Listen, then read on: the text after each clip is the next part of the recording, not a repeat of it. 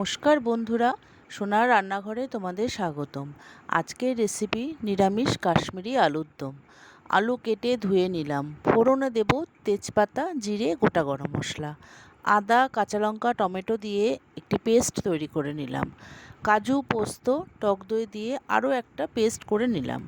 তেল গরম করে ফোড়ন দিলাম। আলু দিয়ে এবং নুন দিয়ে কিছুক্ষণ ভেজে আগে থেকে তৈরি করে রাখা মশলা দিলাম। মশলা ভালো করে কষানো হয়ে গেলে কাজু পোস্তর পেস্ট দিয়ে আরও কিছুক্ষণ কষিয়ে পরিমাণ মতো জল দিয়ে ফুটতে দিলাম। তারপরে আলু সেদ্ধ হয়ে গেলে অল্প চিনি ও কাসুরি মেথি দিয়ে নামিয়ে নিলাম। তৈরি হয়ে গেল গরম গরম নিরামিষ কাশ্মীরি আলুর দম। আমার এই রেসিপিটি যদি তোমাদের ভালো লাগে তাহলে প্লিজ একটি লাইক ও সাবস্ক্রাইব করে আমার সাথে থেকো। তোমাদের একটি লাইক ও সাবস্ক্রাইব আমাকে এগিয়ে যেতে অনেক সাহায্য করবে। ধন্যবাদ বন্ধুরা।